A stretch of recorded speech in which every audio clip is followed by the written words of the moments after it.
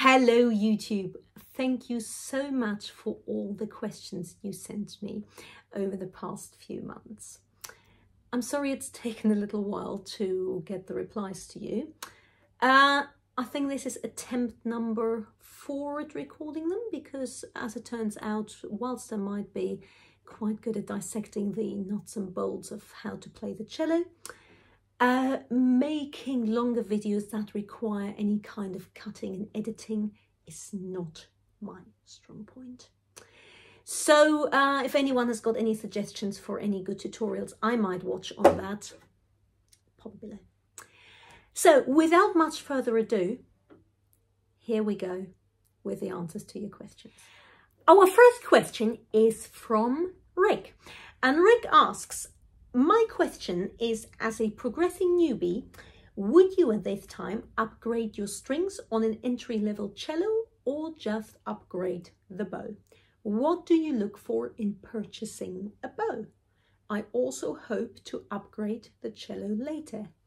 Any suggestions? Okay, of course, having the right tools for the job is incredibly important. And if you're just starting out, it can actually be quite a wild field to navigate. So I hope today I can give you a few pointers. Now, you are asking me, first of all, would you upgrade strings on an entry-level cello? Now, I have found that quite a lot of, sort of beginner entry-level cellos that you can buy come with strings that both sound and feel incredibly rough.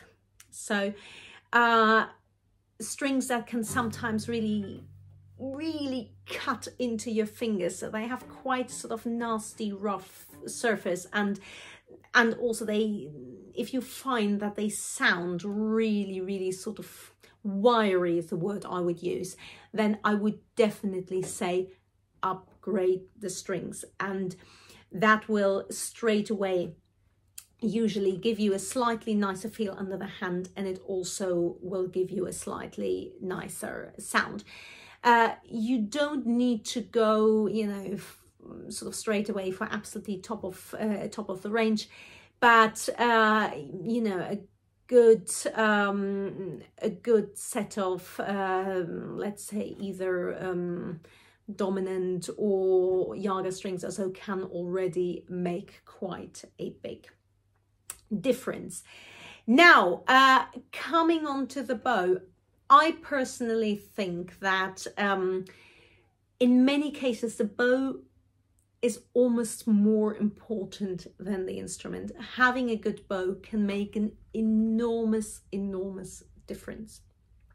Now, my bow that I'm holding here right now, I'm very lucky to be playing a very beautiful old French bow, which used to belong to my late father, who was a cellist, and this bow simply makes the most incredible sound on pretty much any instrument.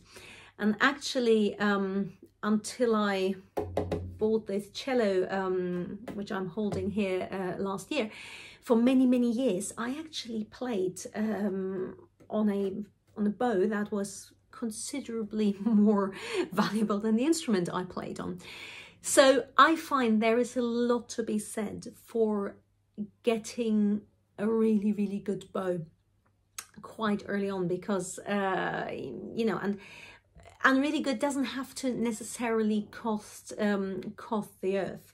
You just have to find a bow, and that now takes me to the second part of your question, that works really well. Now, what do we look for in a bow, ideally? For me, there are various things that I look for in a bow. One of the most crucial aspects is balance. You will find that a lot of the entry-level bows are quite heavy, and they're especially quite what we call tip heavy. So the tip is very, very sort of clunky. There's quite a lot of wood on it, which means that you constantly have the feeling that kind of the bow is doing that. Yeah. So when you find here the balance point of the bow, when you just balance it on one finger, you will find that that point will be quite far back often, because the tip can be very, very heavy. So that's one of the first things you want to look for, that the balance of the bow is really nice, that you don't feel that the tip drags you down. The second aspect that I will always look for is the quality of the stick. Now, of course, any bow should have a great balance sort of between strength and flexibility in the stick. What you do, however, find quite often with entry-level bows is that the stick can often be very, very sort of what I call soggy in the middle, and really sort of collapse in the middle, right to the point where you're almost touching the bow hair. So you really don't want that. You want a stick that's really, really, really nicely shaped, nicely balanced. Most importantly, really, with instruments as with bows, you have to go and try them. This is a conversation which I keep having with especially parents of young students of mine, who, you know, when I advise them about how to get an instrument, where to get an instrument, I will always usually send them into the direction, you know, of either, you know, a specific person or a shop, you know, where I know they will find good instruments. And invariably the answer I get is, oh yeah, but I saw one on eBay, you know, which is a bit cheaper, or, you know, on that website. Whatever you do, please, if you can at all avoid it, do not buy cellos or bows online which you haven't tried, right? Because what happens almost every single time is people see that that instrument is, I don't know, £50, £60, £100 cheaper than whatever I suggested. So against all my advice, they get it anyway. Of course, the instrument arrives with a really bad setup, really poor strings, and by the time you have actually gone to you know, a shop or an instrument maker to, you know, have proper strings put on and have it put into a working order, spend far more money than you would have spent going there in the first place. So always try. Now, especially with bows, if you live in a part of the world where you know, instrument shops, dealers are not that easy to come by, especially with bows, you will find now that quite a lot of places will be happy to send you a selection by courier, and you try them out, and you keep whichever one you like, and you buy it, and you send back whatever you don't like. Yeah. So so that is one possibility. Now, of course, another thing to consider with bows is you get a lot of carbon fiber bows now, some of which can actually be very, very good. So it's not a sort of straightforward, you know, wood versus carbon fiber. You can get good and bad in both. So as usual, as I said, try quite a few, and I usually find when you have found the right one, you know, because it will just feel right under the hand, and it will make a sound that you like. And it's actually a very interesting process trying different instruments and bows, particularly bows, because when you play 5-6 different bows on one instrument, you will hear a vast range of different sounds. So it's actually a very fascinating process. But bottom line, try before you buy. Good luck. Mr. JPrax is asking me, what is your opinion on practicing with eyes closed? Do you feel it is beneficial? Obviously, this would involve playing memorized pieces. And if you don't mind another question, keep them coming. How often do you recommend rehairing bows? Let's say 2 hours a day of practice as amount of use. Now, I'm going to start with the bow rehair one. And I'm afraid the answer is there is no straight answer, because it depends very, very much on the quality of hair that is on your bow in the first place. I can tell you, I mean, obviously, you know, my bow gets very, very heavy usage. And I think during the pandemic I had my bow rehaired in January 2020. And then obviously through various lockdowns, and I kept doing lots of practicing, lots of playing. I didn't have my bow rehaired again until I think about May 2021. So I played one set of hair for almost a year and a half. Now, that is probably far, far longer than the standard, but that's because I'm very, very lucky insofar as that I have an absolutely fantastic rehairer whose quality of hair that she uses is really second to none. So conversely to that, I have also had rehairs done, which I had taken off after less than a week, because the hair was absolute rubbish. So it really depends on on various factors. It depends on how good the hair is. That really is a deciding factor above everything else. Depends a little bit on the climate you're in, because you know, especially when it's very extreme one way or another, either very dry or very humid, it does affect it. And obviously it also depends what kind of playing you do as well. I mean, for instance, my bow doesn't tend to lose really a lot of hair, because it's very, very well put on. I really only tend to lose quite a lot of hairs if I, you know, play a lot of, let's say, contemporary music, or, you know, really, I don't know, if I'm practicing Shostakovich concertos or something, you know, with heavy, you know, double stopping or something, then you might lose a little bit more.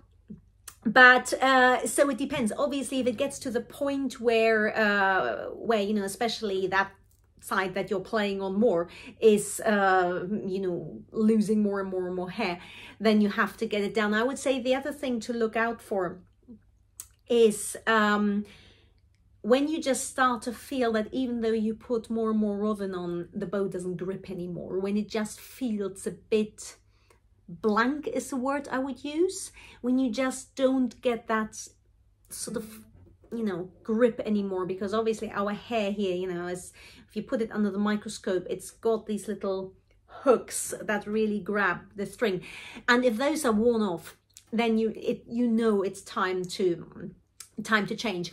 So there is, as I said, no hard and fast rule. I mean, I would say, you know, with the sort of usage you describe, on average, I would perhaps say you should be all right doing it every sort of 9 months, maybe once a year, if the hair is good. But those are really the telltale signs. And another telltale sign actually is when you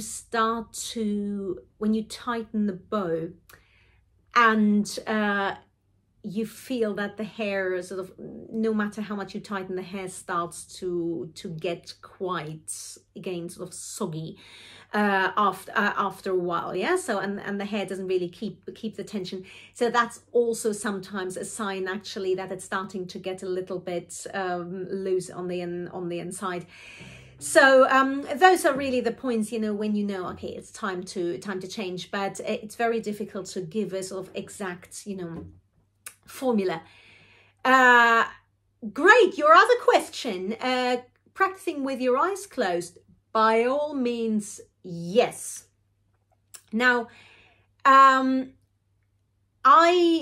very much believe that really out of all the senses which we employ when we're playing the instrument, the one that we really don't necessarily need for playing other than for reading the music is our sight.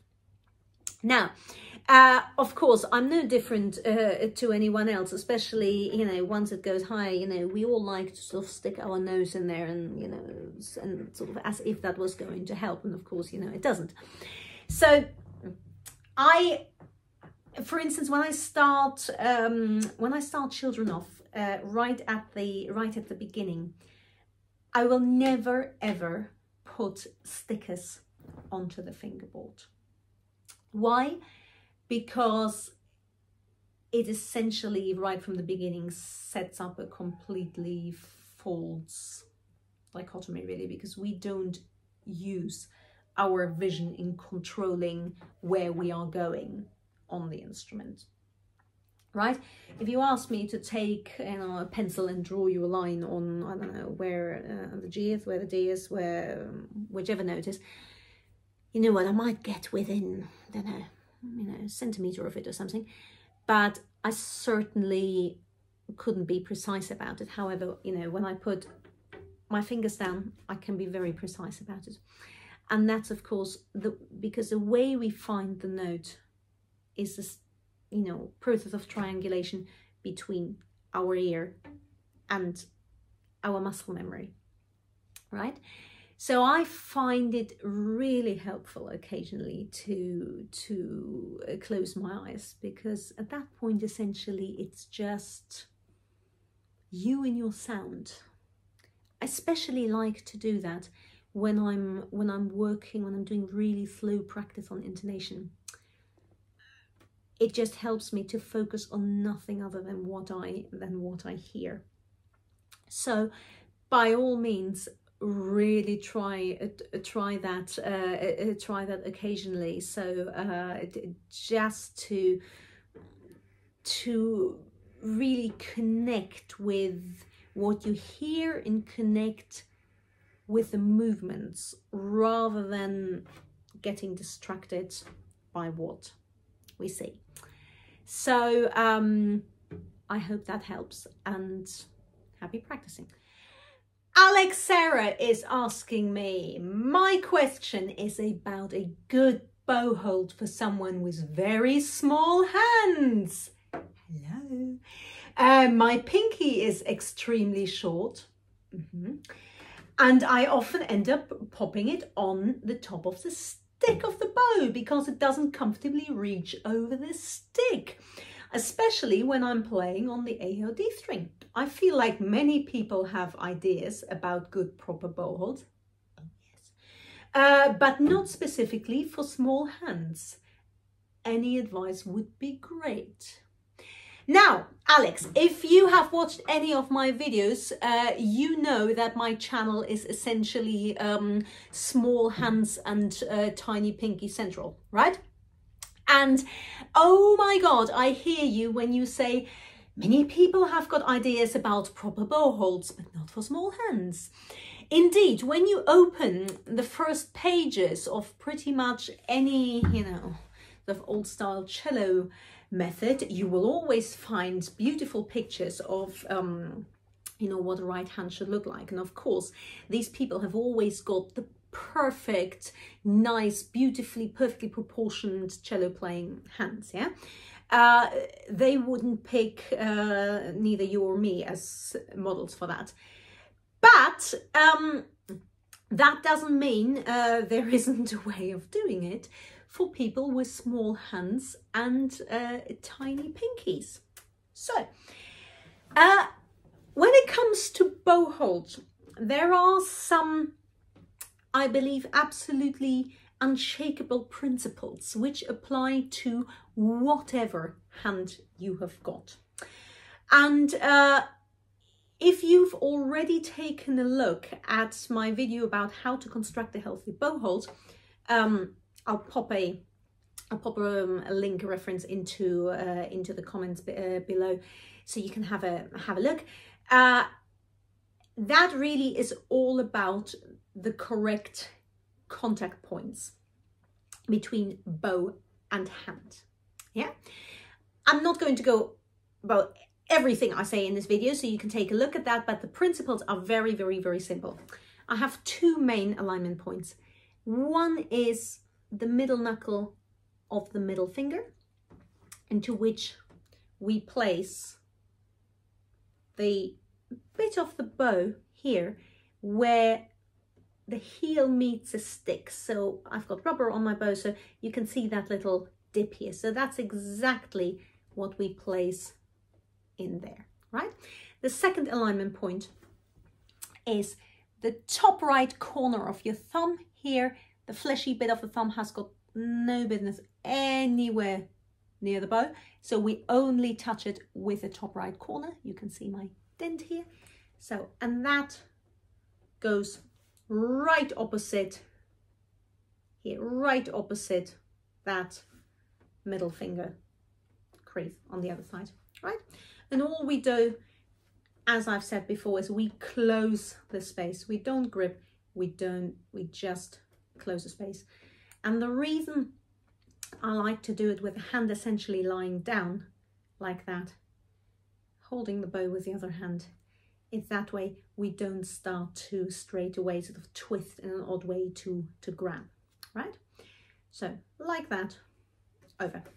Now, when I do it, you can see that when I'm doing it like that, and I place my bow at the heel, my fourth finger just about, and I mean just about, makes it over the stick when I'm at the heel. Just about here. See, it doesn't go down as far as the eye of the bow. It's only just about over the stick here. And now, of course, as soon as I move higher up into the bow, as you describe, you can see it's now already, I'm about 2/3 into the bow here, and it's already almost on the stick, right? I go, especially on the A string, go a bit further, and it's right up there. I go to the very tip, and it's not touching anymore, as you describe. And you know what? That's fine. For as long as every time you come back to the heel, the pinky returns, goes up, comes back down, as you can see. Now,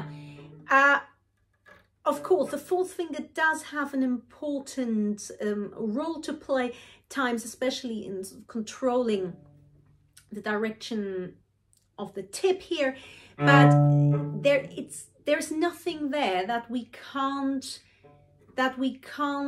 compensate for by having really, really, really good arm balance and having the other fingers in a really relaxed way on the bow here, as you can see.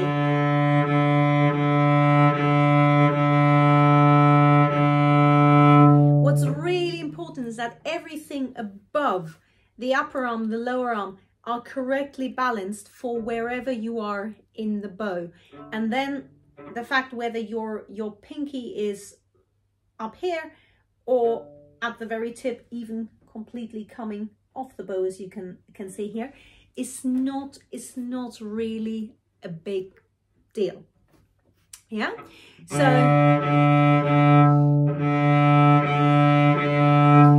what's really, really important, however, is that you don't get into the habit of sort of sticking your pinky onto the stick here and locking it. Now that's something I see a lot, actually. With people who have got short pinkies, that it just sort of ends up going here and doing that, and you really don't want that, because that completely inhibits the free movement of the arm.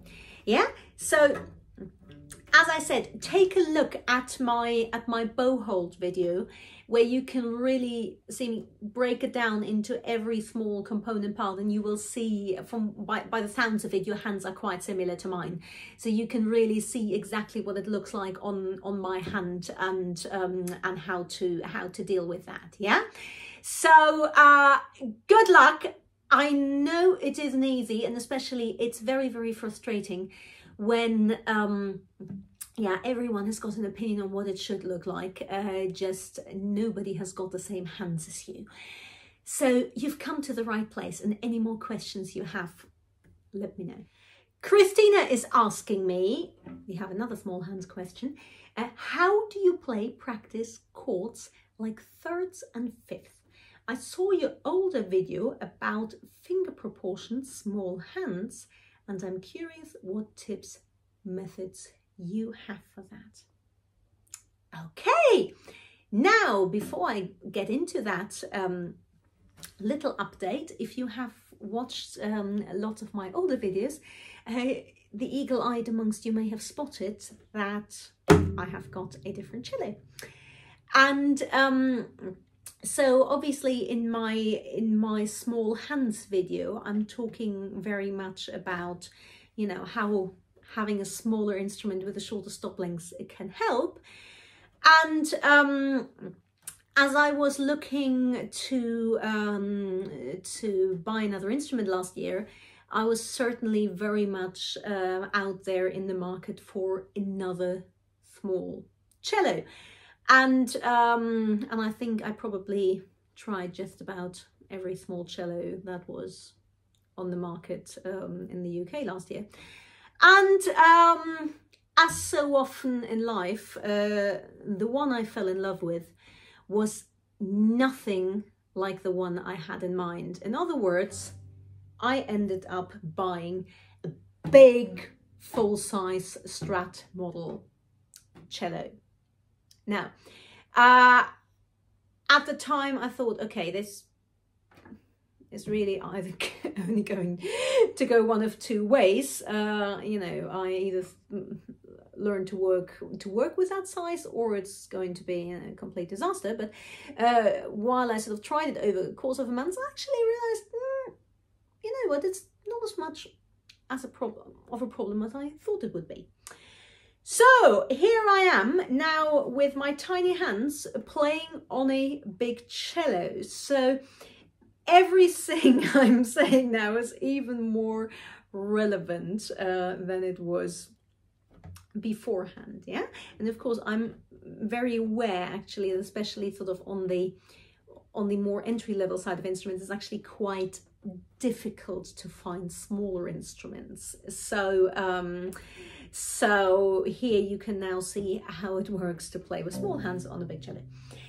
Okay, now let me tackle thirds and fifths separately. Okay, when you're talking about thirds, I think the difficulty you are referring to in particular, of course, is the minor third, right? Which requires us to have the false finger down and stretch the first finger backwards. And especially now, actually, on this instrument here in first position, that absolutely takes me to the limits of what I can stretch. So let me give you some ideas of the principles that are really, really important here. The single most important principle with a third is you always need to build the chord from the fourth finger backwards, i.e. you make your fourth finger really comfortable, well supported. The arm is angled fully towards the fourth finger, and you then use the opening capacity that the first finger has. So that really to get to the other note, right? Never do it the other way around, even if you have big hands, by the way.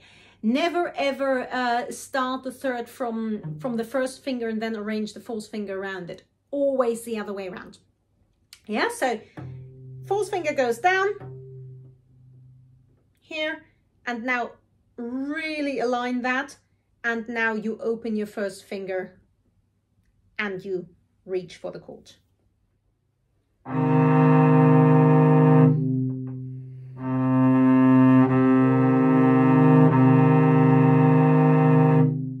So that is really the principle for getting the maximum stretch even out of a small hand.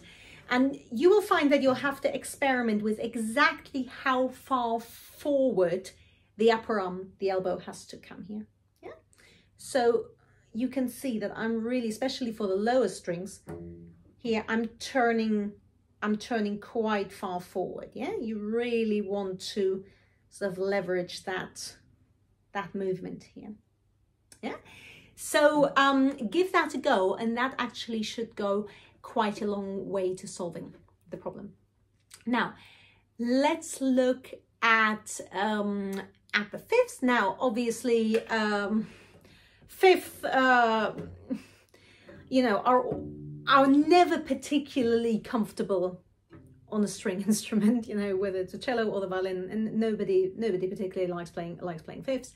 Again, the biggest tip I have got here is, when you're playing fifth, don't even think about doing it with X, Y, that finger.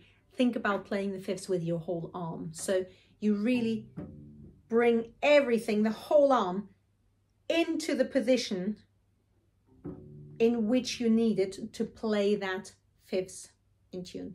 And that can really be quite different depending on which finger you are and on which string you are.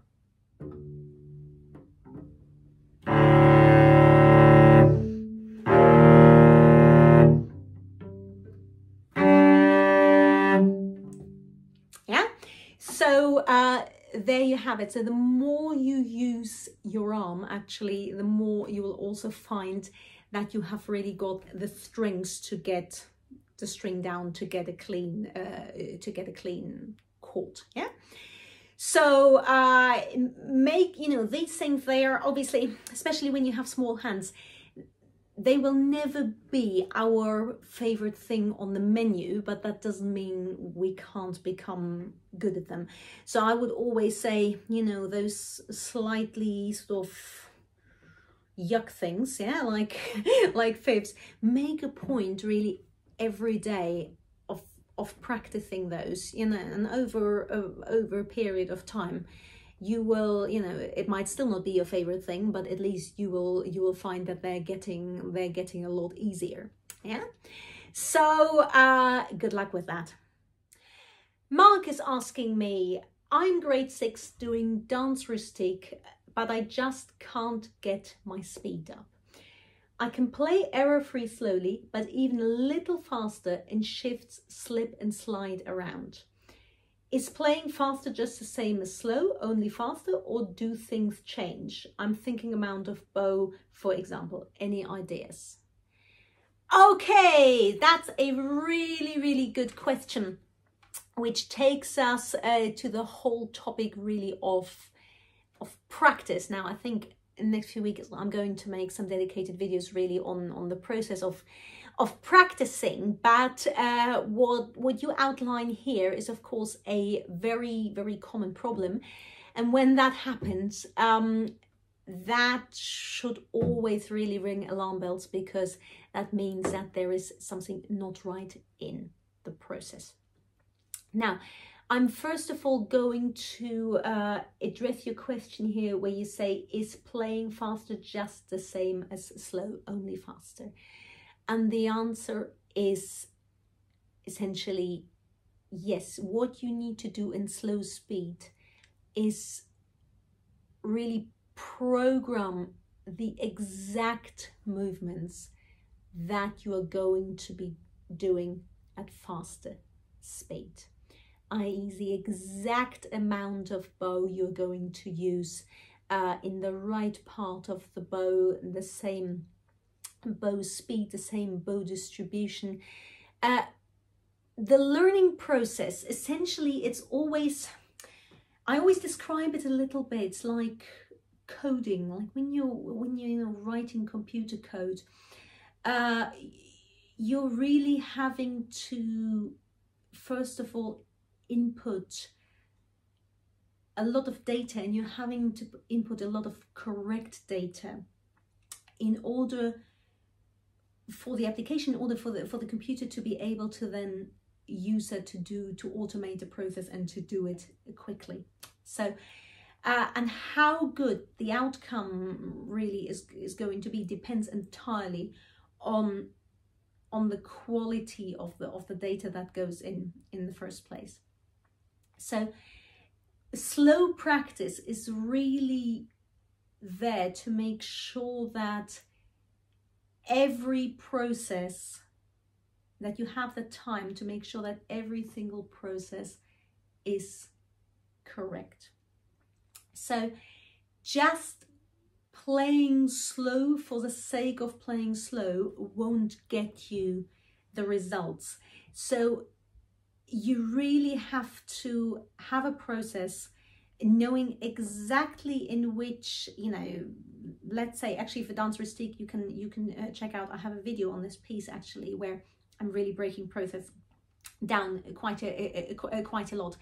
So you need to do each step really slowly and consciously, making sure that, especially in the bow, you're going to be doing the exact same movement that you will be doing at much faster speed, right?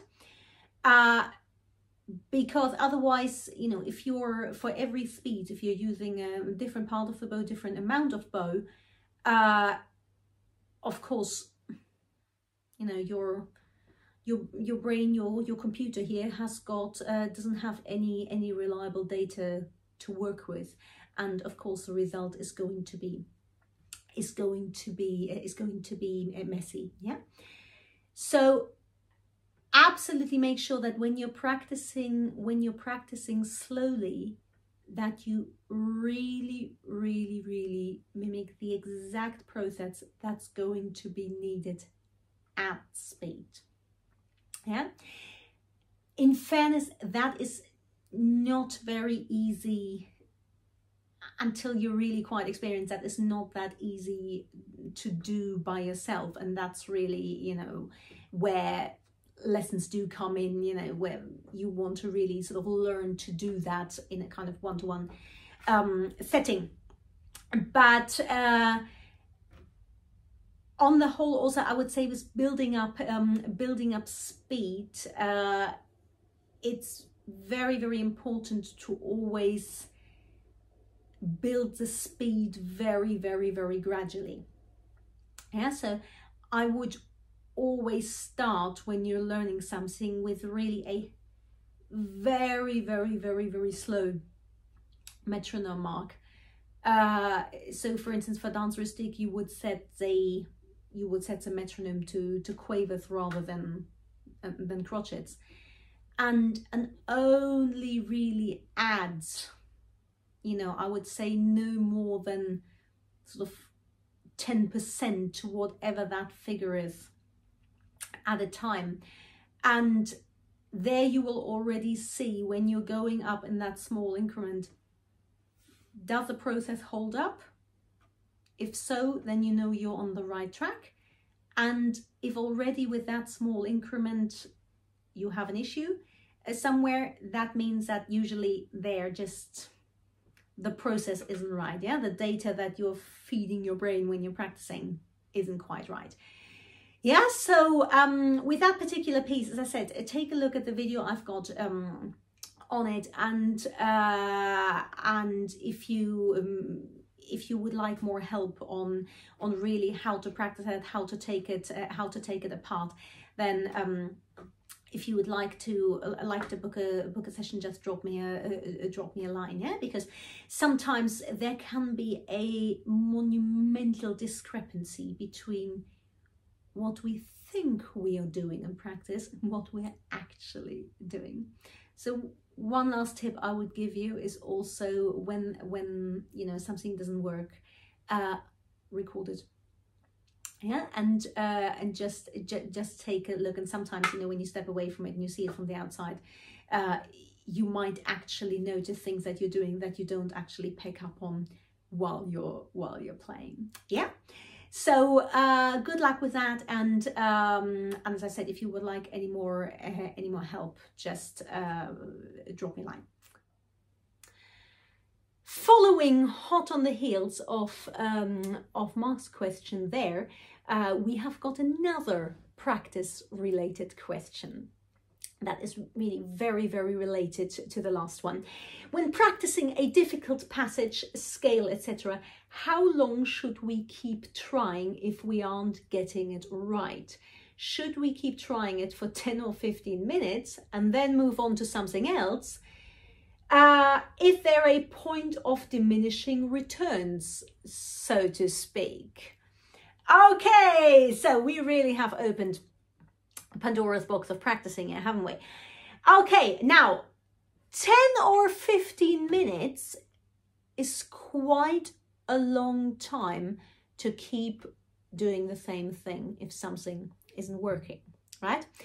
Now, what I said in answer to Mark's question about that we have to think of practicing very much like, you know, programming or writing code, or, you know, programming a computer, that obviously works both ways, right? We all now, you know, have probably tried out AI ChatGPT, and you will find, if you're asking it, you know, a question on which ChatGPT has got millions upon millions, if not billions, of data points, of reliable data points to draw on, you know, it might actually give you a very good answer. But if you ask it something a little bit more niche, it can come up with quite wacky things, and it's considerably less reliable, right? And now, why do I mention that? Because practice is actually very, very, very, very similar, right? Our ability to play something will only ever be as good as essentially the data that we have fed our brain in the practice process, right?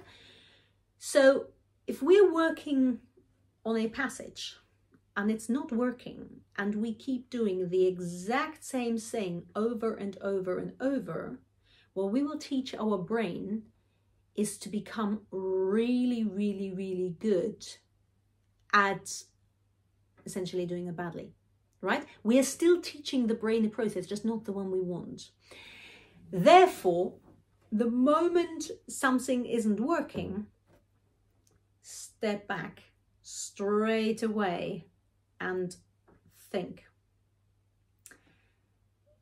Don't just repeat the same process and hope that it'll get better, because it won't. You will bake in really bad habits. So there are always a few things that you want to keep in mind when you're practicing. And I would say, almost above everything else, the first thing I would say is, when you're having trouble with a passage, make sure you have, first of all, eliminated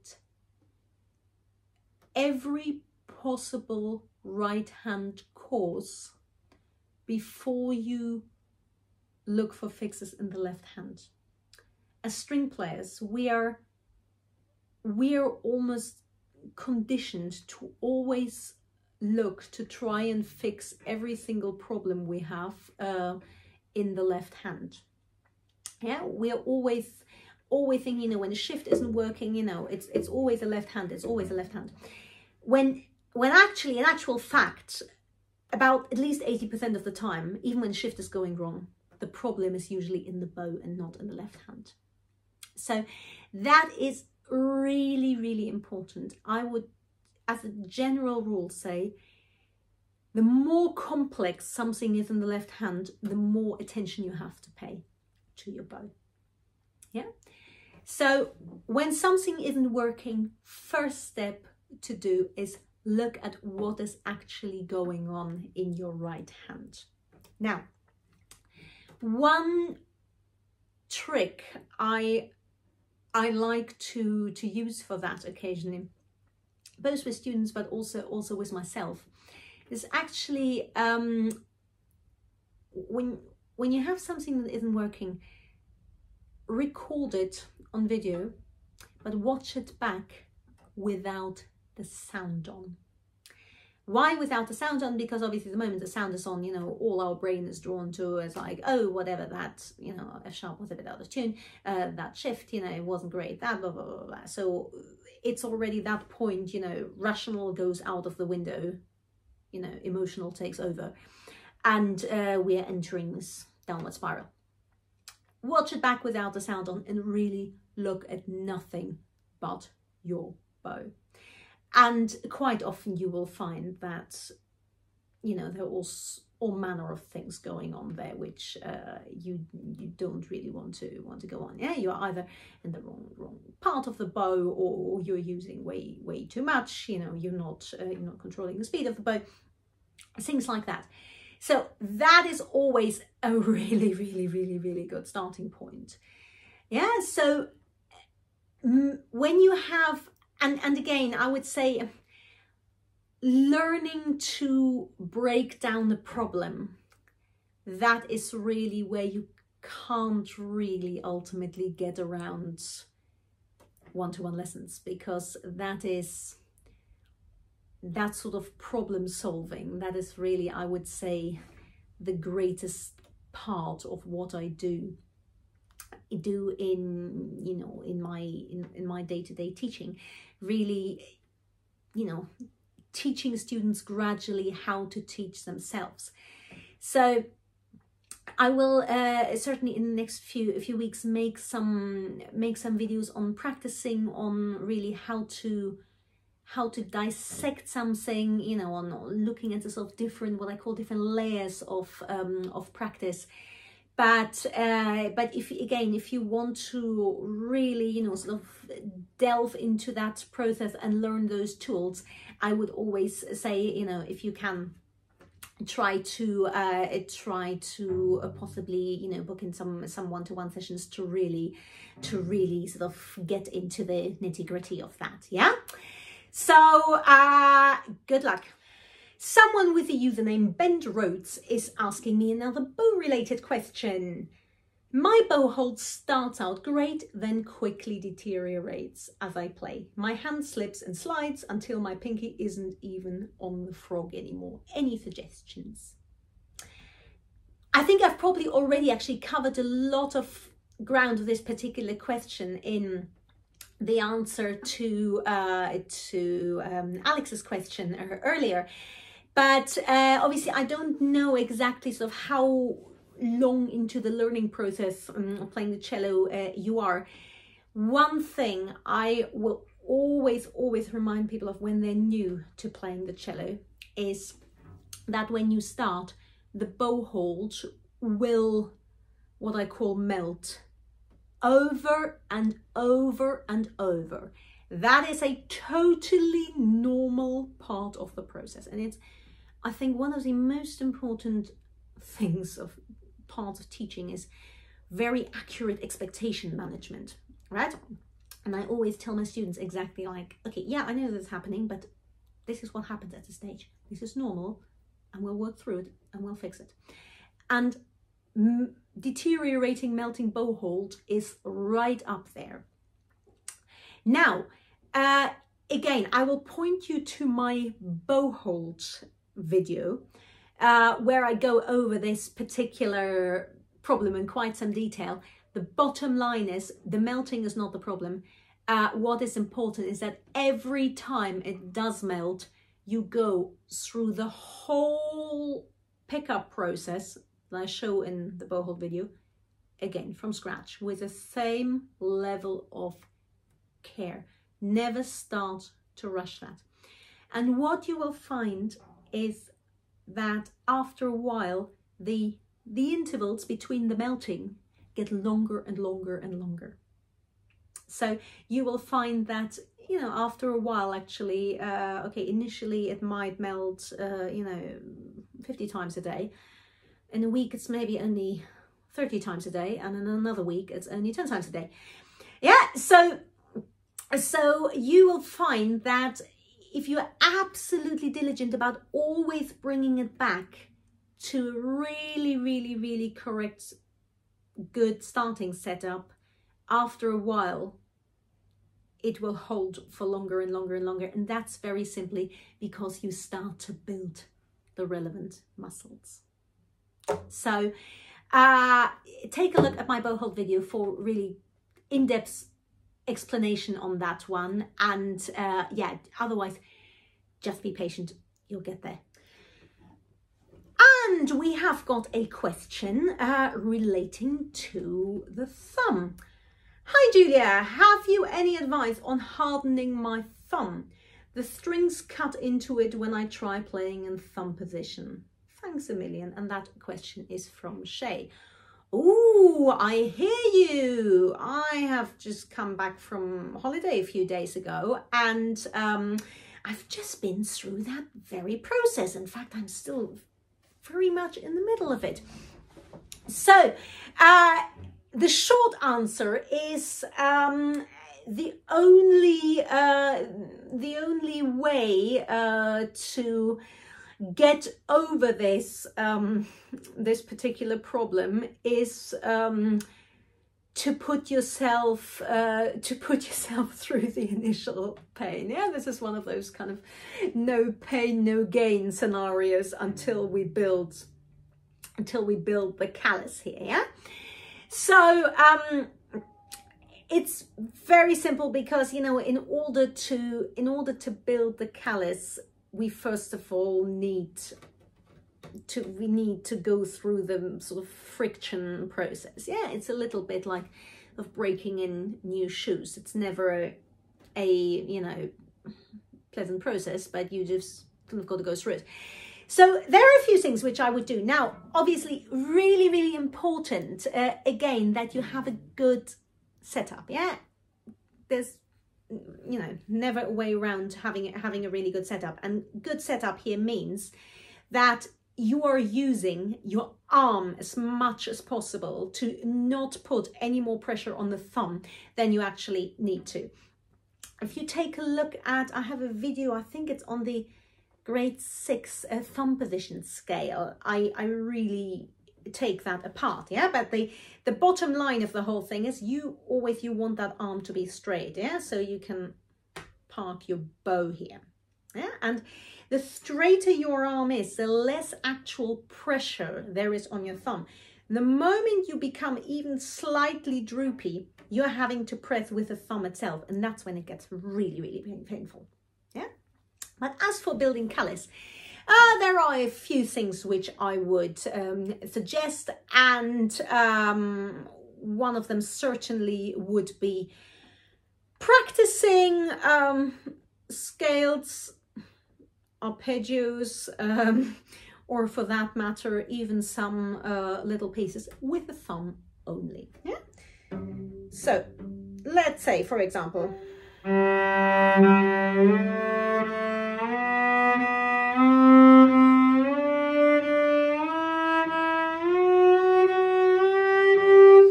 that was on the D string only, so I'm obviously on sort of more the nail side of the thumb. Now you can do the same on the A string as well.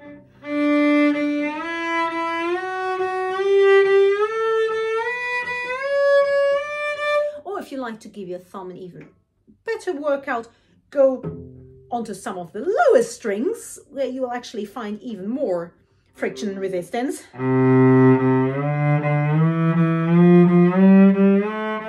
And so on. Another one is actually doing fifths. So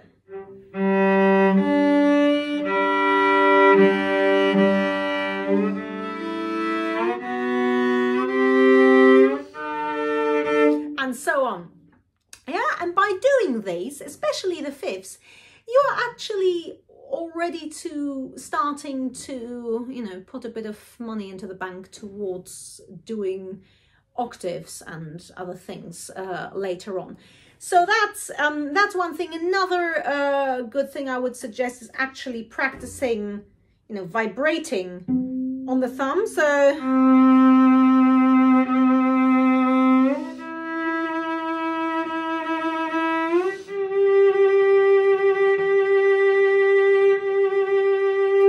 that's quite helpful. And as I said, finally, you know, you can have some fun with that.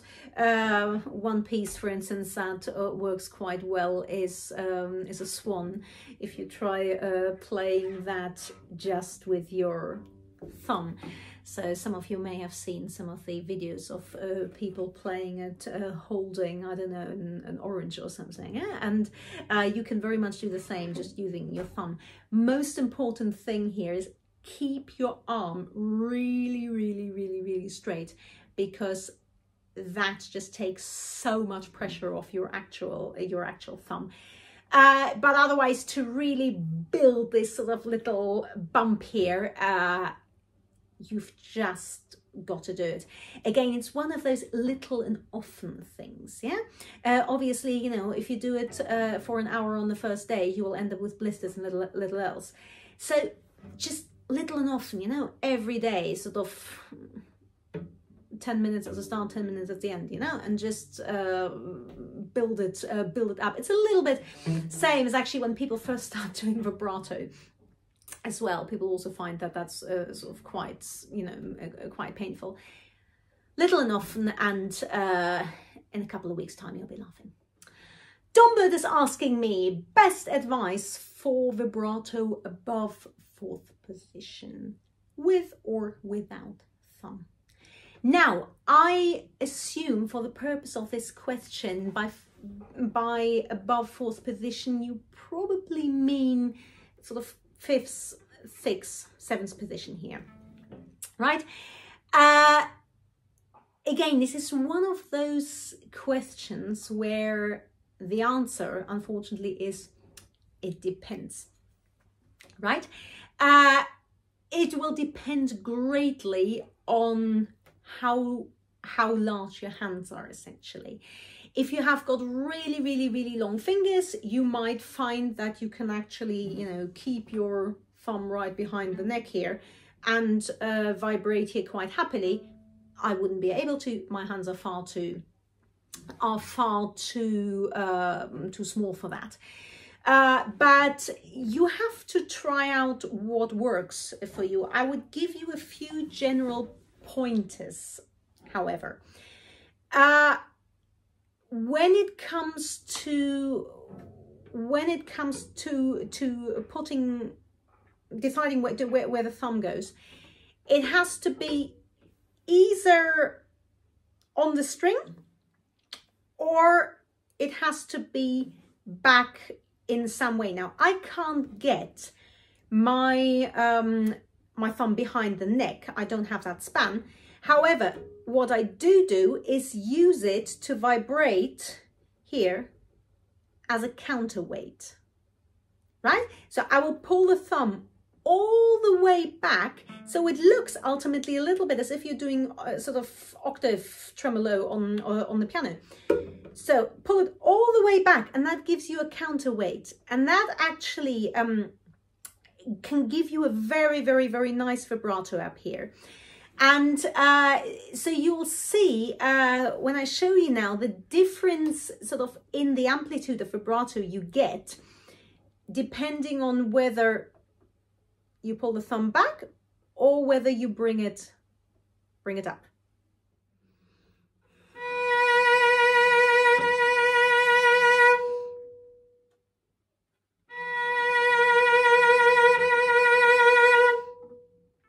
So you can see that that gives you a slightly wider amplitude, and that one here with the thumb down is a little bit more focused. So again, that's just something you need to experiment with a little bit and really find out what works best for your hand. And likewise, if we were now to talk about, you know, higher up in thumb position, also here, I mean, I would always say you definitely want the thumb on the string, ideally across both strings, but you can also here experiment a little bit with how close or otherwise your thumb is to the finger that you're vibrating with. It doesn't always have to be the perfect octave shape, yeah? You can really vary that as well. So try experimenting with that a little bit. Yeah, and any more questions, as usual, just pop a question down in the comment section. And last but not least, one more bow related question, asking, I've been playing cello for 3 years. I had lessons for about 1 year before I couldn't be enrolled anymore due to not getting vaccinated. I still have trouble with my bow grip and the muscle tightening under my thumb. So actually, again, lots in this question. I think I have probably already covered in the other bow related questions earlier on, but let me specifically for a second talk about muscle tension. Now, I know that in America you call it bow grip, and in the UK we call it bow hold, but especially the term bow grip, I always slightly flinch when I hear that, because that's just a terminology, because grip is the last thing we want to do. In fact, grip, when we start gripping, that's a problem. That's when we get attention. Again, I will also point you to my bow hold video, where I really go over this in quite some detail, but ultimately, the one thing that we always have to be aware of, that all we want to do when we're holding the bow is we need to do no more than close the space between our thumb, the bow, and the other fingers. There is no gripping involved whatsoever. And the one example I come back to really time and time again, let me just grab it, whoops, here, I can't work without a cup of tea, so here is my mug. Now, when I'm holding the mug, if you try doing that yourself, what you will find is, even though this is multiple times heavier than any bow ever will be, naturally, all we do is we close the space so that we don't drop it. But the one thing we don't do is sort of press into the mug. Of course we don't, right? Because we don't even think about how we do it. So when we're holding the bow, it should be exactly the same. You don't need to do any more than close the space. You're at far less risk of dropping the bow than you think. It's actually fascinating, sometimes even when I work with very advanced students, postgraduates, or even professionals already sometimes, that people still have this notion of having to hold the bow. And time and again, people say, oh, I'm worried I'm going to drop it, I'm going to drop it. And I said, you know, you've been holding this bow for I don't know how many years, you are not going to drop it. But I always think that whenever we've got any problem that's in any way related to tension, there is no, I will never ever say to a student, you know, let go, relax, you know, whatever, because it's completely counterproductive.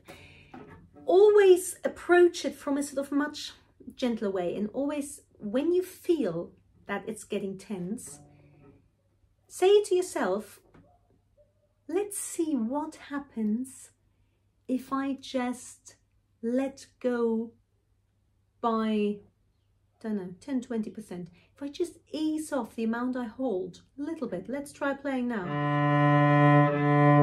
I'm still not dropping the bow. Okay, let's see what happens if I let go another 10%. Ooh, I'm still not dropping the bow. So, and it's almost, I think tension, reducing tension is almost sometimes about sort of building up the confidence that actually you don't need to hold on that tightly. One analogy I always give with that is when you observe learner drivers, when somebody is learning to drive a car. I live in an area that's sort of popular driving school territory, and every day I see these people, you know, who are obviously just starting out, and you know, they're gripping the steering wheel, you know, until the sort of knuckles are white here. And of course we all did that when we started to drive. Why? Because, you know, we have this idea in our head that, you know, the moment, you know, I let go, the car's just going to go off in whatever direction, which of course it doesn't. Right? And the more you realize that actually, you know, even if I take both hands off for a second, the car's still not going to start spinning. Right? So once you have that peace of mind, generally that's when you start to let go. So do try experimenting with that. Take a look at my bow hold video just to get the right setup, and then just, I would say, have patience, be gentle with yourself, and just experiment with. So there we are, folks. That was my first Q&A video. I hope the answers have been useful. If you like, we can do another round at some point. And yeah, so as always, if you have any more questions, or indeed any more requests for topics to cover. I know there was one question below about spiccato, and I promise that is on my list of videos to make. So if there are any other sort of topics which you would really like us to sort of do a deep dive into, post it below, and I'll see what I can do. Yeah, as always, thank you for watching. If you haven't done so yet, please hit that like button and subscribe to my channel, and I very much look forward to seeing you soon for more cello content.